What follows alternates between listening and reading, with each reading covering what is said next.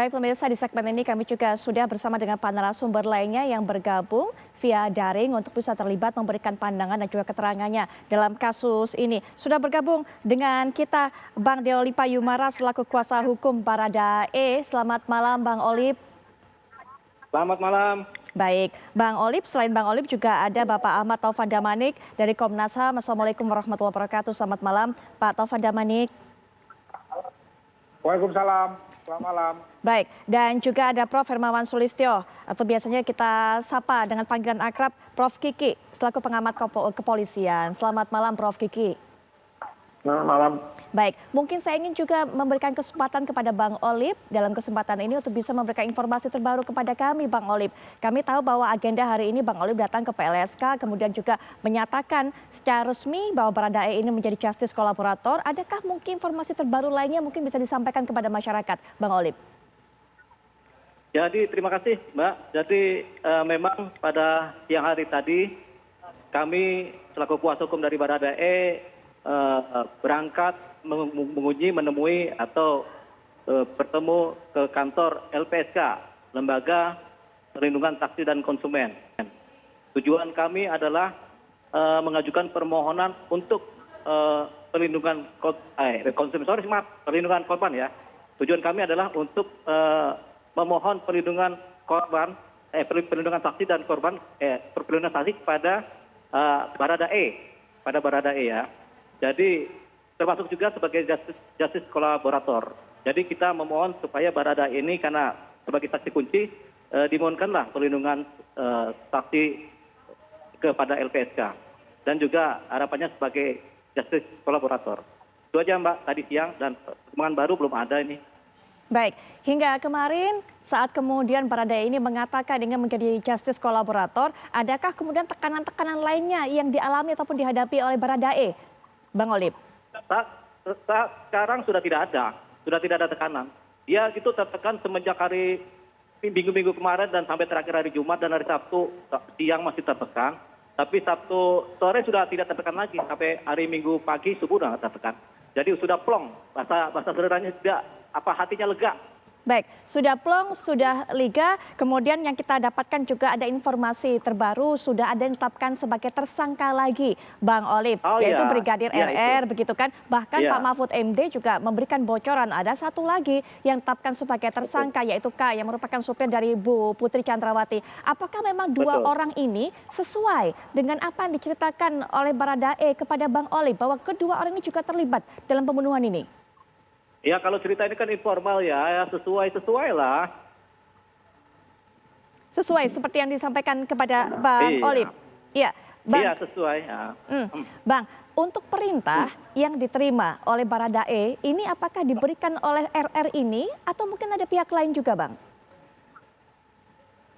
Untuk perintah, ya tentunya ada perintah dari atasan lah itu aja lah. Baik, Tapi Abang. sebaiknya kita menunggu rilis resmi dari Barreskrim Mabes Polri. Karena memang yang punya kewenangan menceritakan ini adalah Barreskrim Mabes Polri, penyidikan. Jadi bukan kewenangan kami sebenarnya, karena kami kan pengacara hanya untuk membantu klien kami kan. Betul. Tapi yang punya kewenangan cerita banyak itu adalah Barreskrim. Betul. Jadi kita biarkanlah kewenangan ini berjalan sesuai dengan kewenangan masing-masing. Iya, betul Bang. Kami hanya memang bertanya karena kami sebagai media ingin sekali mencocokkan apa yang sudah disampaikan oleh Baradae di awal, kemudian bagaimana keterangan terakhir yang kami dapatkan juga ataupun juga mungkin disampaikan. Sehingga kami hanya ingin mengkonfirmasi hal seperti itu. Karena terakhir kami juga mendapatkan keterangan dari pihak Baradae juga bahwa ada keterangan bahwa Verdi Sambo ini ada di lokasi saat kejadian, kemudian tidak ada penganiayaan sebenarnya terhadap Brigadir J ini. Apakah betul seperti itu, Bang Olip? Tidak saya jawab, itu wilayah penyidikan, Mbak. Itu wilayah penyidikan, tidak saya jawab. Baik. Tidak saya jawab. Baik, karena kami juga sempat mengetahui bahwa ada keterangan-keterangan seperti ini disampaikan kepada media. Baik, Bang Olip. Nah, selanjutnya kita juga ingin dengarkan bagaimana pandangan dari Prof. Kiki mengenai hal ini. Ada satu orang yang sudah buka suara menjadi justice kolaborator. Tadi juga Pak Mahfud MD sudah mengapresiasi apa yang dilakukan oleh pihak Polri sejauh ini, Prof. Kiki. Ya, dari awal kan saya bilang ada dua hal yang dicari polisi itu, dicari penyidik. Yang pertama bukti-bukti fisik, yang kedua pengakuan. Nah, berjalannya penyidikan itu kalau dari awal tidak ada bukti fisik karena sudah dibersihkan. Nah, kemudian tidak ada pengakuan karena seperti yang banyak orang sudah bicara, ada code of silence, semua tutup mulut gitu. Tapi karena tidak ada kejahatan yang sempurna, ketika ternyata ada satu CCTV yang merekam orang yang mengambil, bukan melakukan pembunuhannya itu, tetapi mengambil barang bukti, maka orang itu ditahan, lalu terkuaklah satu demi satu seperti kotak Pandora. Sekarang sudah ditentukan satu tersangka.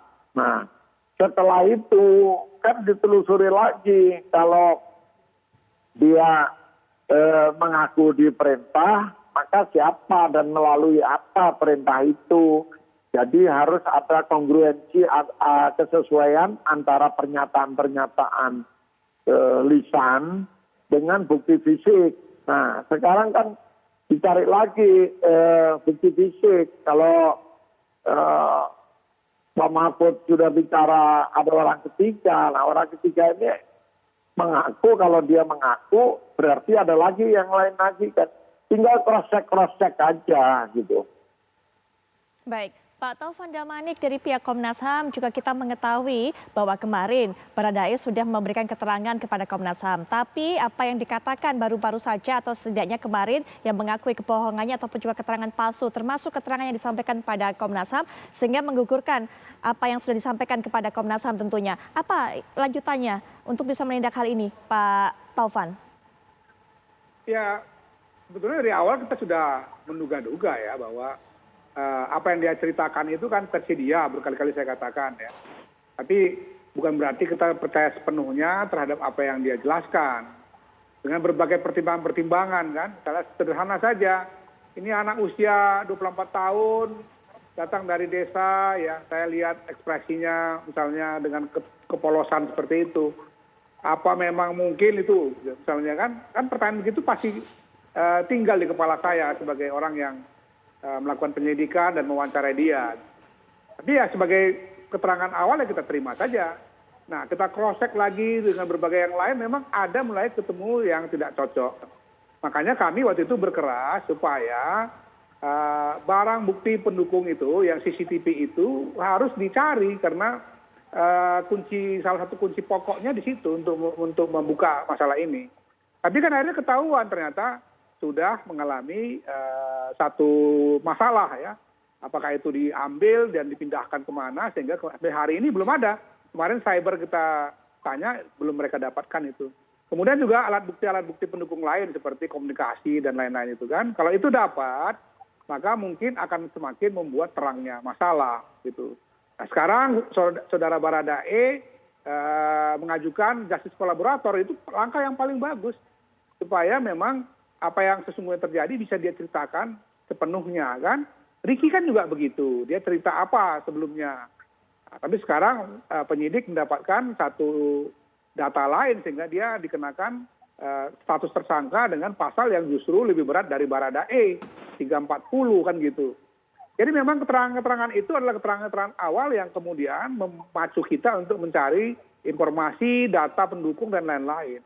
Untuk membangun konstruksi, karena ini peristiwanya sudahlah kan dari awal kita bilang, fokus aja di antara rumah pribadi dengan rumah dinas itu, yang itu sebetulnya hanya sekian menit saja. Dalam sekuen waktu yang sekian menit itu terjadilah peristiwa, dugaan terjadi kekerasan seksual, tembak-menembak atau penembakan yang kemudian menyebabkan kematian Joshua itu gitu. Nah, lebih mudah ini sudah fokus di sini, jangan kemana-mana, tapi tentu saja alat-alat bukti pendukung itu yang harus dikejar sedemikian rupa. Sekarang 25 orang sudah diperiksa kan itu, termasuk saudara Ferdi Sambo kan juga sekarang bagian yang diperiksa itu. Ya fokus di sini. Saya setuju dengan Prof. Kiki, ya memang sekarang kita harusnya fokus di situ saja untuk membuka secara terang benderang. Nanti pasti kesaksian-kesaksian yang lainnya juga akan datang itu. Yang dulu ngomong apa akan bisa berbeda lagi.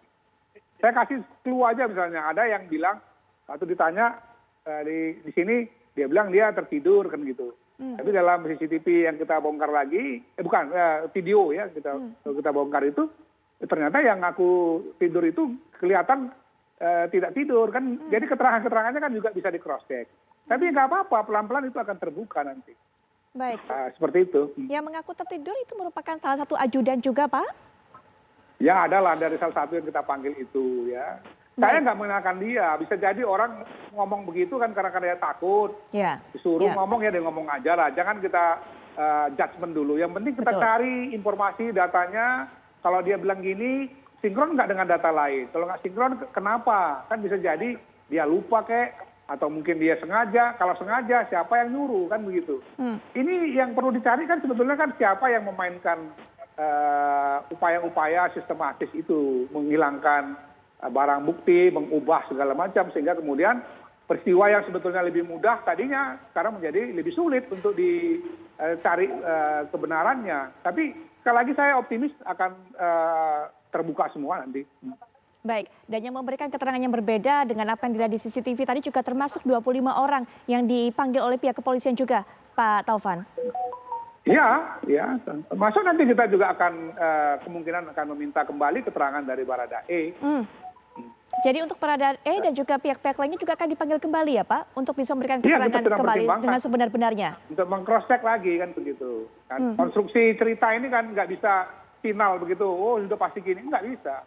Apa yang diceritakan di awal misalnya ketika rilis dari Polri kan sudah banyak terbantah. Dulu apa? Oh, peristiwa tembak menembak terjadi ketika FS sedang PCR.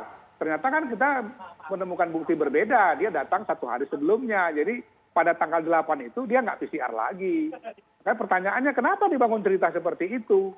Terjawab itu dengan tindakan dari Kapolri yang sekarang memeriksa 25 orang. Jadi ada yang mencoba nyusun skenario, ada yang coba macam-macam lah cara-cara mereka kan. Tapi kita tentu fokus saja terus, penyidik juga sama. Ya, kita sering juga koordinasi dengan mereka ya. Untuk tujuannya sama, membuka masalah ini seterang-terangnya agar didapatkan satu kebenaran ya, dalam rangka penegakan keadilan. Saya katakan saya nggak bisa nerima kalau saya ada seseorang gitu yang kemudian dia ditimpakan semua beban hukum itu, ya mungkin betul dia melakukan, tapi dia bukan pelaku tunggal misalnya. Dia menanggung beban semua, itu kan nggak benar itu. Itu melanggar hak asasi itu karena berarti prinsip fair trial tidak berjalan. Kita menjaga prinsip-prinsip fair trial itu, siapapun dia harus mendapatkan hukuman yang setimpal dengan tindakannya, bukan melebihi proporsinya. Siapapun itu berhak mendapatkan keadilan atau yang dalam hak asasi disebut sebagai access to justice itu gitu. Baik. Itu yang kita jaga. Tapi kita percaya sekarang ini pelan-pelan akan semakin terbuka. Baik, akan semakin terbuka walaupun pelan tapi pasti, dan kita juga akan menanti siapa saja sebenarnya orang-orang yang terlibat dalam kasus ini sebagai eksekutor, sebagai inisiator. Nanti mungkin Prof. Kiki juga bisa jelaskan anatomi kasus ini. Abang juga bisa jelaskan juga bagaimana pandangannya Bang Saur, karena Prof. Kiki tadi juga sudah menyinggung tidak ada kejahatan yang sempurna. Nanti juga kita akan masih dapatkan keterangan dari Bang Olip lebih jauh lagi. Tapi setelah jeda, kami akan jeda sejenak dan kami akan segera kembali sesaat lagi.